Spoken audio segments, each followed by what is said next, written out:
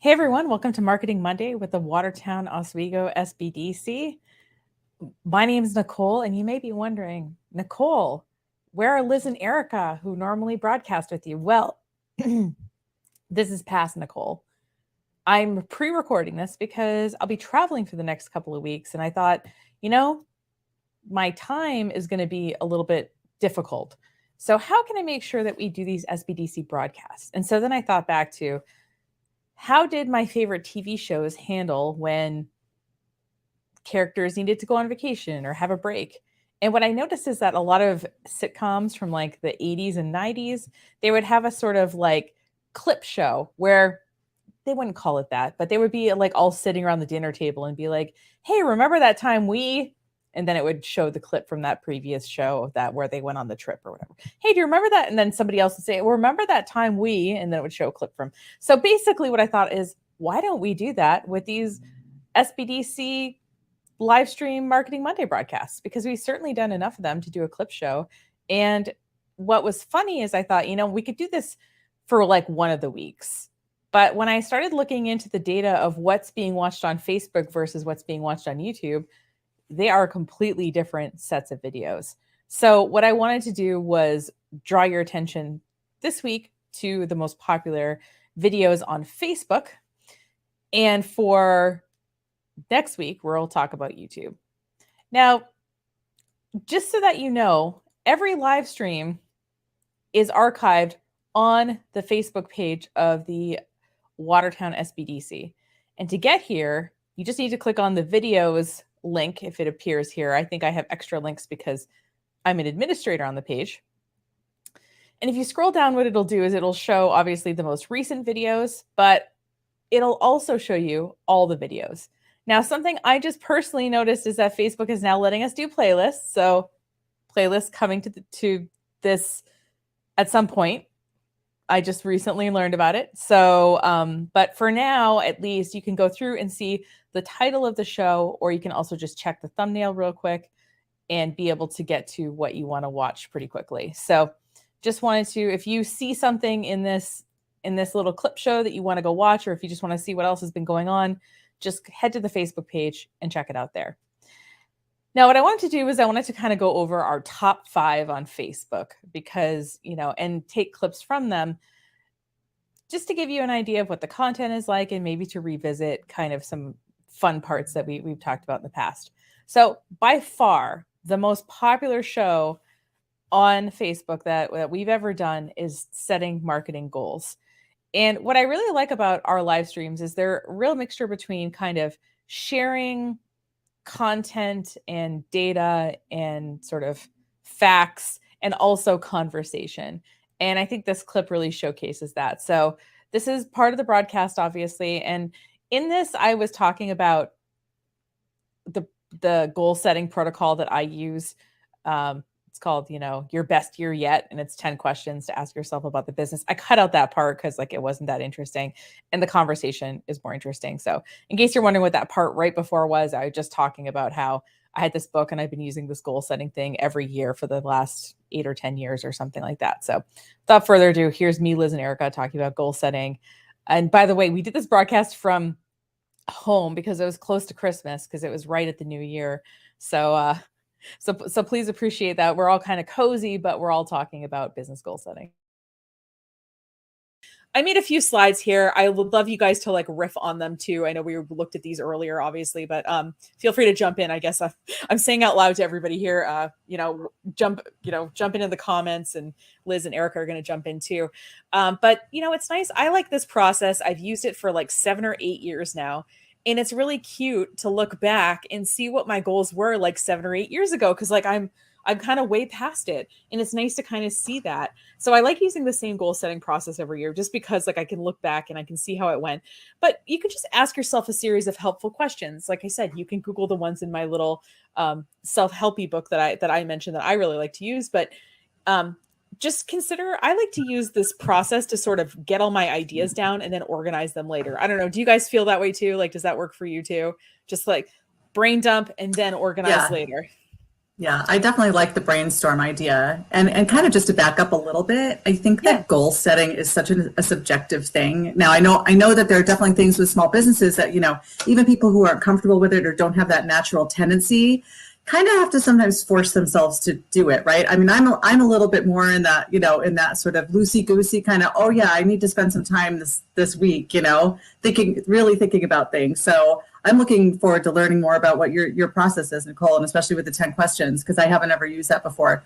But again, I also think it's really important to kind of think about how you naturally work as far as goal setting for anything, not just marketing, is concerned, and try to align how you do it in your process with that sort of what works best for you kind of thing. Even though it's good, even when you're setting any little goals, we try to go to that realistic stretch, right? And make sure that we're pushing ourselves a little bit, even though the goals, goal setting might not be natural to us. But for some people, those achievers out there, goal setting is like, you can't wait to sit for a couple of hours and get your goals, set. And I like what you said too, as far as that brainstorm first, really get your ideas down, and the organization will happen later when you figure out sort of your big plan and then the small steps to get there, but I love that brainstorming first. At least it gets you to sit down and start to think creatively, and also at your best time of day to do that, right, is also a good way to go. So Right. I think you have to. Some people need to give themselves permission to do this, because this is a thought wandering exercise. And I want to say hi to Bryant real quick. Bryant is one of our clients. He's watching on Facebook, and he's one of our biggest fans. And Happy New Year, Bryant. All the best to you. He's got a really cool company, and one of these days we're going to profile to him. I've been threatening that for a while. Speaking of goals, there you go. But take the time. Don't feel like, oh, this is stupid, or oh, I'm too busy. Yeah, you're busy. We all know everybody's busy. And yes, it's been a weird 2 years now. But that doesn't mean that you can't take the time. And if you have to budget it 20 minutes for this and then 20 minutes later, that's okay. And to Nicole and Erica's point, it is a lot like, personally, I love crossword puzzles. So I go through the whole thing and see what I can solve. And then I put it down. Well, sometimes if I like to beat myself up with it, I'll keep going over and over. But a lot of times I put it down, and then 2 hours later I come back and then I get 10 more clues. Boom, just like that. So if you write it down, or if you take the time, then you have that percolating in the back of your mind, and your mind, even if you may be serving customers, you may be plowing the driveway, you may be doing whatever, it's percolating in there, and let it come out. So that kind of gives you an idea of a little bit about what that broadcast is about. And just to kind of give you the idea, if you haven't watched a lot of these, Marketing Monday is every Monday at noon Eastern Standard Time. It goes for between 45 and 55 minutes. Sometimes if there's a lot of information to get through, or we have a guest, sometimes it can kind of go toward that 55-minute side. But it's just a really great exchange of information. And I will also say I did play that clip in part because if you're a business that the Watertown SBDC serves and you want to go on video, please reach out. We're always looking for guests. I know they're looking for kind of video testimonials in general too for social media content. So it's not that they haven't asked you because they don't want you to come on. It's just that it's really hard to get people who want to come on video, to be completely honest with you. So if you are willing, please let them know. And you can leave a comment on this video. You can reach out via private message. You can send them an email, however you want to let them know. Just wanted to kind of shout out that they're always looking to highlight the people that they serve and the businesses they serve as part of their work. Now, the second most popular broadcast ever done was about reputation management. So I am someone who is a collector of random information. And so I have 2 clips here. By the way, all of these clips are around 2 to 5 minutes max. So I have 2 little clips from this broadcast, and they kind of weren't really connected to each other. There was a kind of information in between. So that's why I'm going to play them separately. But this first one is me telling a story that I came across and thought was super interesting. And it's pretty short, and it's about basically a made up business, which is always fun. So here that is. there is a restaurant about the shed at Warwick, I believe. So I'm not playing the sound of the video so that we can talk about it. But basically, this guy decided to see if he could turn the shed at Dulwich into the top restaurant in London. Okay, so he lives outside of London, and this is his backyard. And so he decides, he gets a phone, right, with a separate phone number. He makes a website, and then he starts taking some dish examples. And as you see here, he's using some shaving cream, some toilet cleaning tablets to create this beautiful dish. So he takes all these pictures of food. He had to prop it up.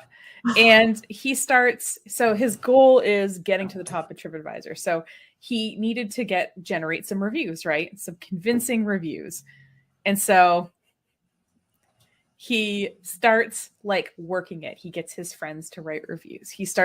And then he gets his first reservation request on his burner phone, right? And it turns into this whole, and then it starts getting a bit out of control. And it's like turns into this whole thing. And so he finally decides that he's going to open for one night only.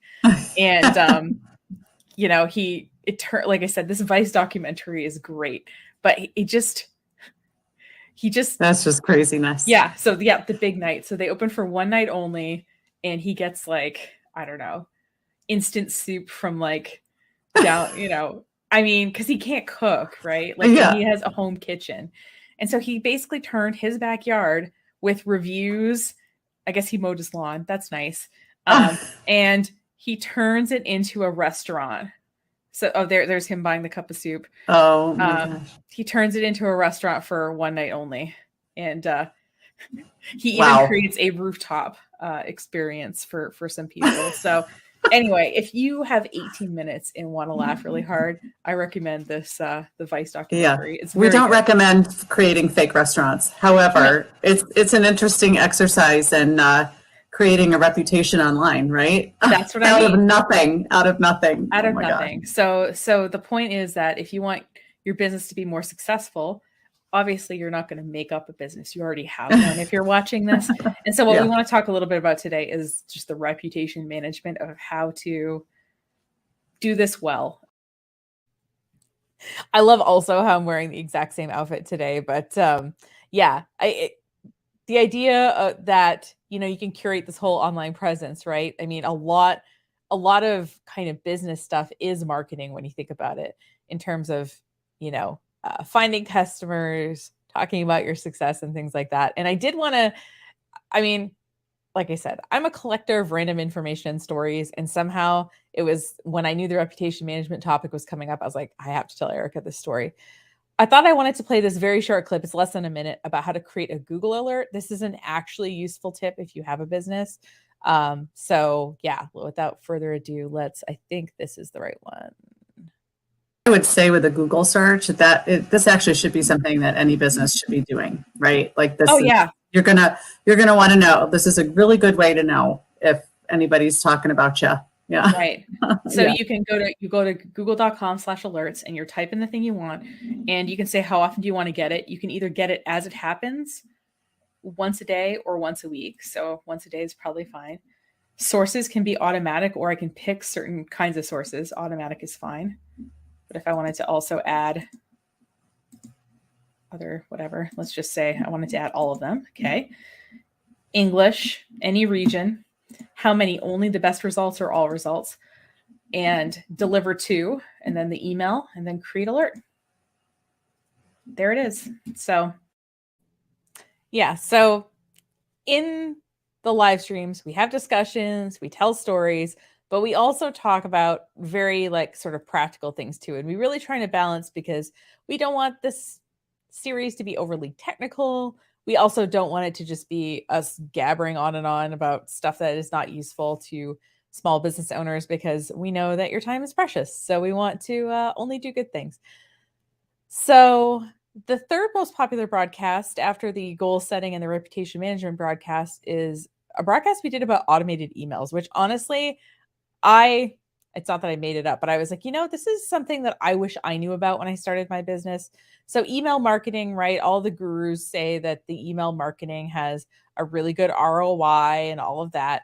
And what I didn't understand was how automated emails worked, because let's face it, when you're trying to do something a little bit technical, sometimes having the right terminology is really helpful. So in this clip, this is one of the longer clips. It's about 5 minutes, about the two kinds of automated emails. And then the rest of the broadcast, we sort of talk about the different use cases and things like that. But I just wanted to give you these words because I think that once you know what they are, you'll notice when you're getting emails like that as a customer. And if you want to use these in your business, you'll have the vocabulary to be able to learn more about this. So automated emails clip coming right up. There are two different kinds of automated emails I wanted to talk about today. One is what's called an RSS campaign. And RSS stands for Real Simple Syndication. But what you really need to know about it is that anytime a website has, an update or something like that, typically that update goes out over an RSS feed. So let's say that you like to read a bunch of different blogs. Rather than going to each individual website and seeing if there's anything new, you can use what's called an RSS reader. You can add these blogs to that reader, and anytime there's something new, you would see it. So basically, RSS allows a lot of things. And one of the things it allows is an automatic sending of an email when a website is updated. Now, typically these are, it's kind of a free service that comes with your email marketing service. So if you want to send an RSS campaign, you can, and if you already have an email marketing service, you can typically use that.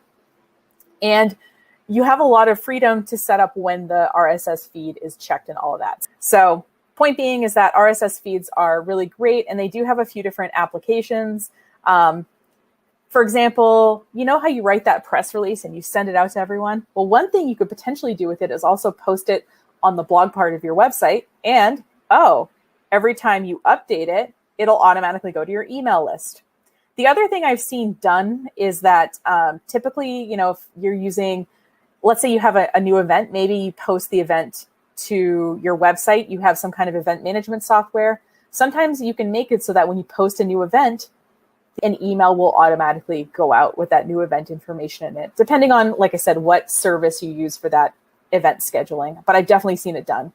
I've even seen it done where you can make a Facebook event automatically go to a website, and then from the website, it automatically goes to an email list. So point being is that you can save yourself some time and effort if you really want to. And then, YouTube videos. So think about any place where content is updated and there is an RSS feed. Because I have to stop sharing this. So you can make an RSS feed for your YouTube channel. So anything that is frequently updated can have an RSS feed, and any RSS feed can be sent via email.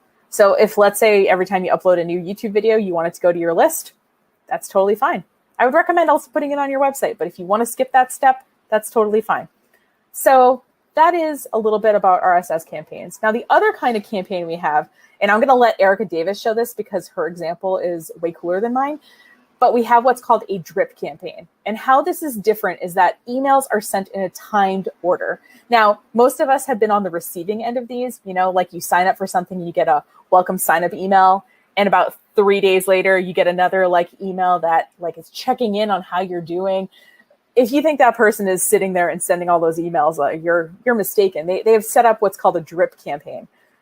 It's typically in a timed order, and you can have as many things in the drip campaign as you want. If you want a series of 3 emails, for my co-working space, I have 3 emails. If you want a series of 5 emails, if you want 100, you can set up seemingly as many automated emails as you want. And when someone gets them depends on when they signed up for your list. So if I signed up yesterday, but Erica signed up 2 weeks ago, she's in a different part of the sequence, but we're all getting things in the same order. Now, typically this is a paid feature with most email marketing services that I've seen. And you can also sometimes set them up with what I call conditional logic. So let's say you send a welcome email. The person either opens it or doesn't open it, right? But maybe you want to send them a different email if they did open it versus if they did not open it. So sometimes there's some possibilities allowed there. And I'm going to throw up just this really quick drip campaign example. And then I'm going to bring Erica on to show her example, because sometimes seeing it is really helpful. At least it is for me.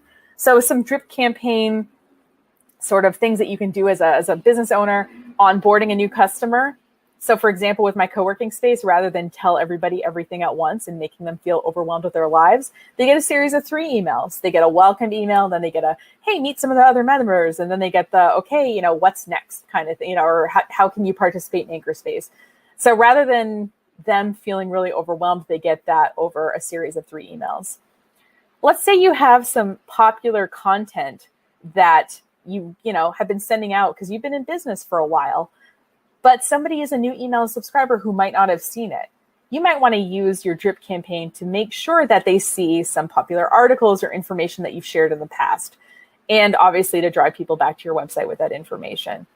You know, and then, and like I said, and if you have, you know, a program or service where somebody needs orientation, like a piece of software or something like that, you of course don't want to verbal diarrhea on people and just like give them too much information. So you can use drip campaigns to do that. So yeah, I mean, just that idea, by the way, it's so funny. I've learned so much more about design in the past year. I want to go back and fix some of these slides that I'm showing you today to make them more design, I don't know, specific, now that I know a little bit more about that. But, you know better, you do better. And, you know, in that same broadcast, we, you know, address some really common questions. And obviously during the broadcast, people can leave a comment. I'm sorry if you're leaving a comment on this broadcast. It's pre-recorded, so I'm not going to show it.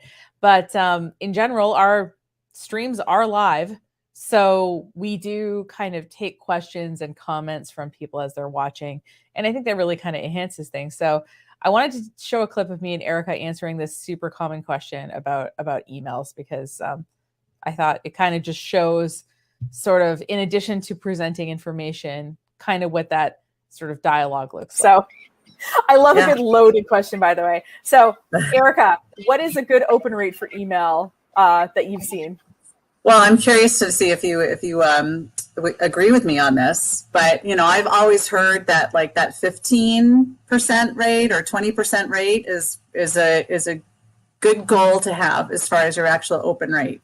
Yeah, I agree with that. It depends on what your vertical is or what industry you're in. And what I like about MailChimp is that it will tell you when you send a campaign, it'll tell you the open rate of that campaign. It'll tell you your average open rate for a campaign, and it will say your industry average. So sometimes that can make you feel a little better about your open rate, because, you know, you're like, oh, I only got 25%. Oh, my industry average is 12%. All right, I'm killing it. So I think knowing, I don't know, having a little bit of perspective, I think could be really helpful with that. But I would look at, you know, like, you know, there's plenty of kind of stats out there of like different kinds of emails that are success, you know, what the open rate is. And I think sometimes people get a little bit obsessed with that. I will say, if your open rate seems like lower than you expect, check the email address list. The amount of people who cannot type their own email address is surprising. You know, Verizon.cmo instead of .com, things like that are really easy for you to be able to fix. So, and obviously, like I said, the person just mistyped it. So sometimes you can fix a few back there. Sometimes people like just change jobs or whatever and don't use that email anymore. You get the automatic response that says, after you send your campaign, that says, oh, I don't get email at this address anymore, you know, send it to this person instead. So, you know, you can get rid of those people, obviously, because they've changed jobs, or reach out to them another way and see if they want to still be on your list. I think it's the overall message of, you know, what you put in, you get out, you know, so really having as clean of a database as you can is going to increase that click rate, you know, for sure. And I forgot to mention when I had my screen up, just that at the top of that, you know, screen on our campaign center were the statistics. I think my overall open rate for all of our campaigns is something like 16%, you know? So, I mean, the other message I think here is that, you know, these programs need to be giving you these answers. You know, this is not hard data to get to. That's part of why you use these, is to be able to see that, you know, those, you know, analytics easily. So for sure. Absolutely. So, yeah, I mean, I think it's important to, I guess, whenever you're doing anything online, not just marketing stuff, but anything, is it's really easy to think that you want more, but that sometimes knowing what's normal can really help. And talking with people like the Watertown SBDC, they've dealt with hundreds or maybe even thousands of businesses at this point. So they can give you a really good idea of like kind of what normal looks like to other businesses like yours, because let's face it, sometimes just looking online can be a little bit misleading.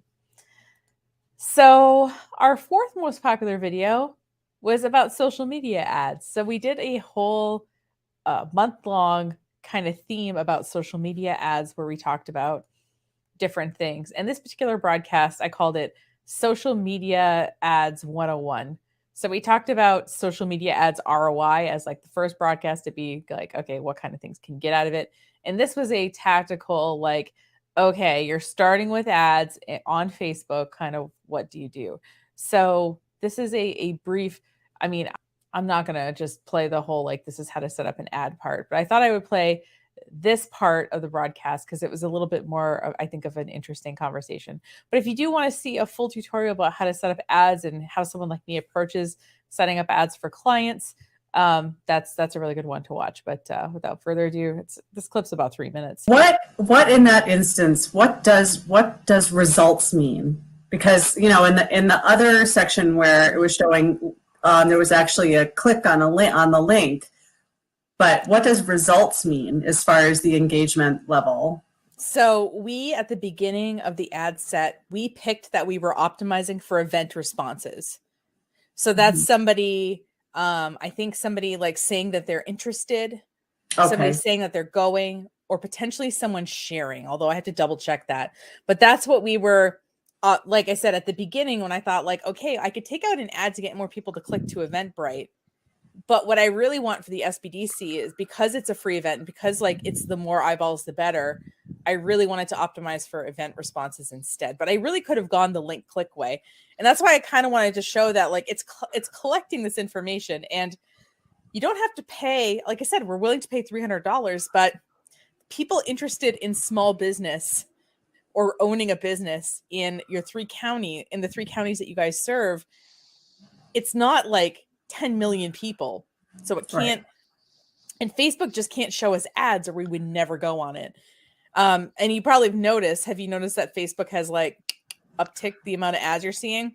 I think they've just wanted to make more money. So like, I think what they're testing out on us is how many ads will we tolerate as somebody who's on Facebook. Right. But at the same, so you have other people, you have other businesses in your area who might be running ads to the people in the county. You might have, and like I said, and Facebook has a certain amount of space that it's willing to show ads on. So that's why I tell people, like, if you set a high budget, but you've limited your audience, like it's not, and I also said I wanted the ad to run for a week. So I was not going to wake up the next morning and have $300 be gone, because I wanted the ad to last 7 days and the audience was relatively small. Now, if we were in New York City or something, maybe that would be an actual problem, right? But if you're in a small area like we are, if you're targeting a very specific group of people, it's not really a problem.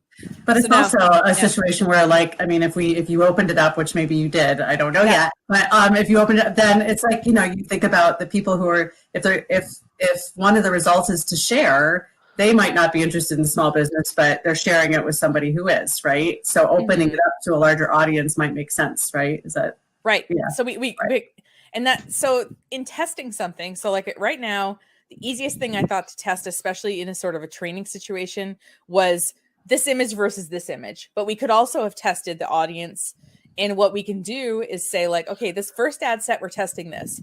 Then after we're going to, so like you have, Erica, that's a really good idea for like the next ad set to test, right? So what you always want to be doing, besides getting the results you want, is learning something that's going to help you in your future ads so that they're more effective and less expensive.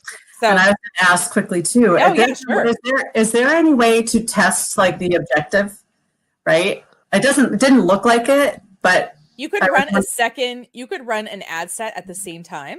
Okay. The same group of people with a different objective.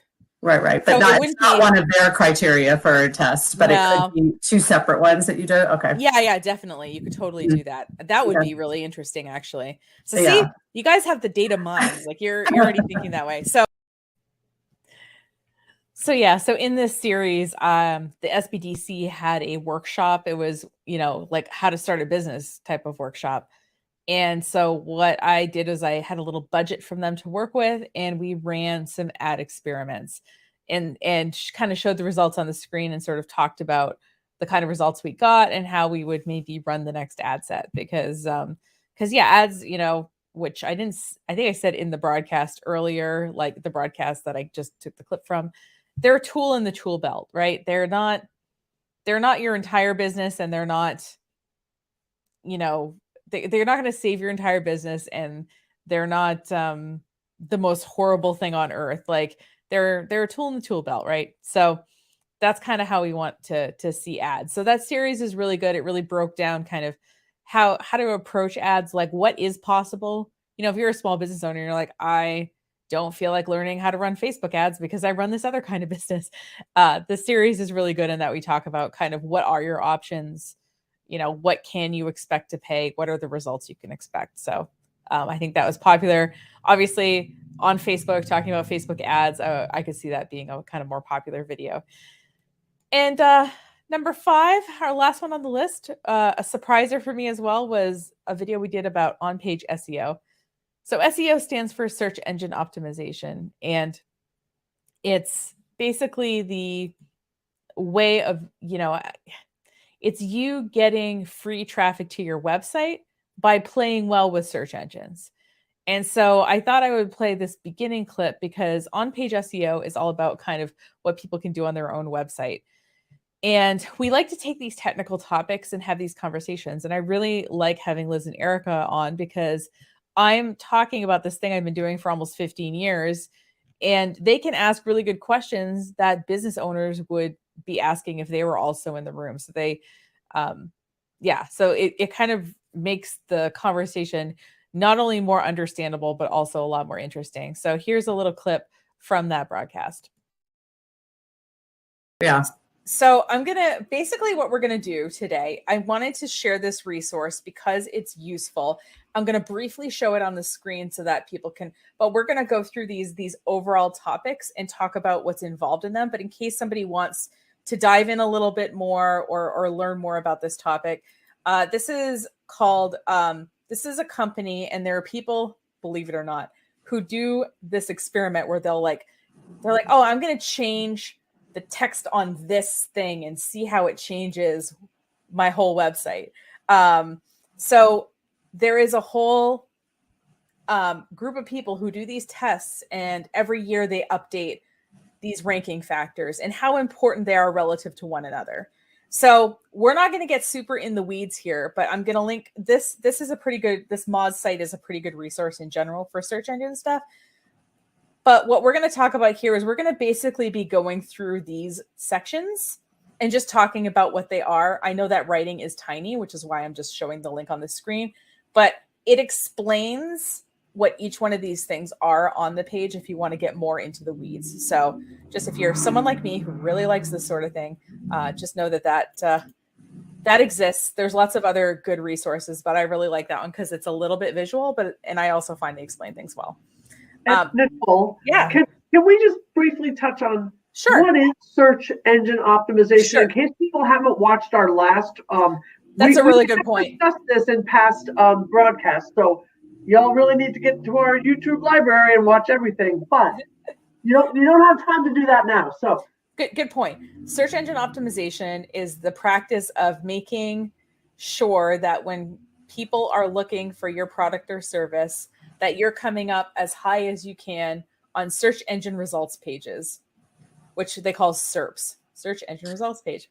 Which people mostly know that as Google, right? Because we're all Googling. And so it's Google. Where do you come up in that rank? Are you up on the first half of the page, right? Like, yeah. Right. Ideally, yeah. So Google, for example, shows you 10 results before you have to go on to the next page. And most people don't go on to that next page because, we all want to get to the information as quickly as possible. So your goal is to think about what kinds of things you want to be known for and make sure you're showing up, hopefully in the top 10 results for that, thing. And as we mentioned in a previous broadcast, it would be hard. Let's say you had a little tea shop.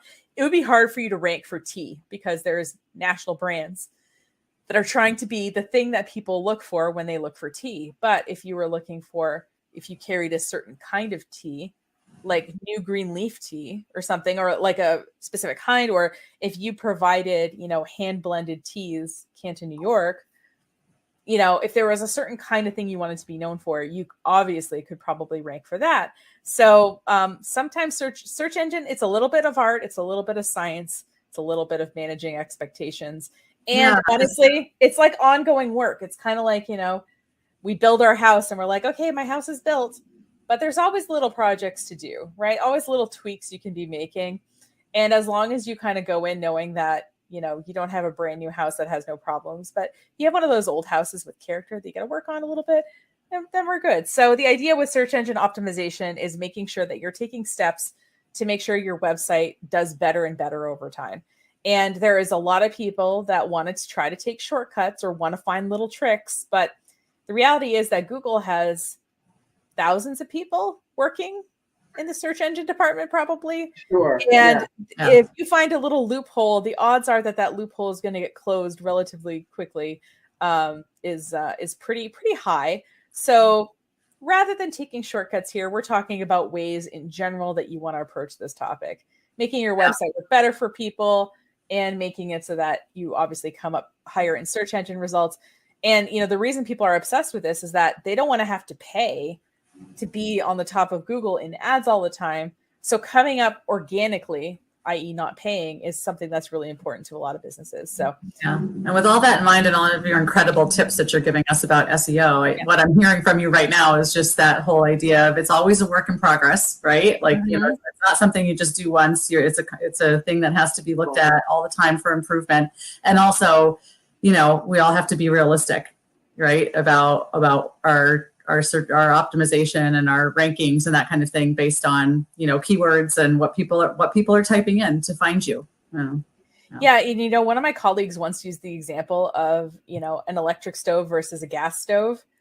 And like an electric stove heats up slowly, right? But it holds the heat longer. And a gas stove you can turn on and it gets hot relatively quickly.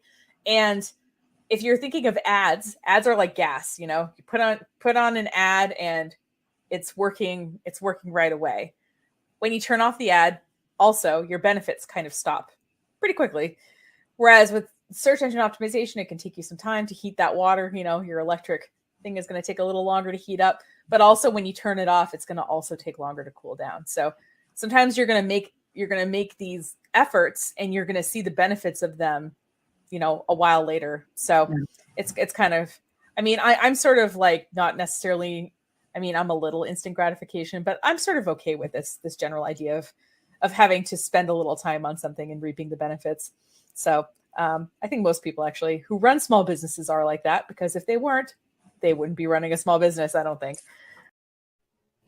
So yeah, those were the kind of top 5 broadcasts that we've done over almost the last year. It hasn't been quite a year yet, but there is a lovely library and we're always trying to look for new topics. So if you're watching this now and thinking, oh, you know, the SBDC, I've been meaning to contact them. I'm going to put their email on the screen. You can go to their website as well, the Watertown, just Google Watertown SBDC and it comes right up. But if you want to just contact them directly, you can email them. And if you're a business with under 500 employees, you can get free business counseling from them. And they have access not only to business counseling, but lots of other resources as well. Like they can help you get market research and some other pretty cool things. So if you have a question or a topic, please reach out to them. And you can also, if you want to email them and say, oh, you guys should do a Marketing Monday about, you know, insert subject matter here. That would be great as well. But you can also just reach out if you want to make an appointment to talk about your business, because let's face it, like we can all use objective, educated, third-party opinions to help run our business better. And hopefully these broadcasts are something that you like. And if there's a broadcast that you like a lot, I hope that you share it with a friend. That would be great. And invite them maybe to like the SBDC Facebook page so that they will get notifications on Facebook when we go live every Monday, as well as when there's other events as well. I know that the Marketing Monday is not the only thing that's happening on the SBDC's Facebook page, but it is something obviously that I'm involved in. So thank you so much for watching. Have a great rest of your day. And we'll see you next week with the top 5 from YouTube this time, which are 5 completely different videos. Because the internet is interesting and there's different people on Facebook than there is on YouTube. That's how it goes. All right. Have a great week, everyone.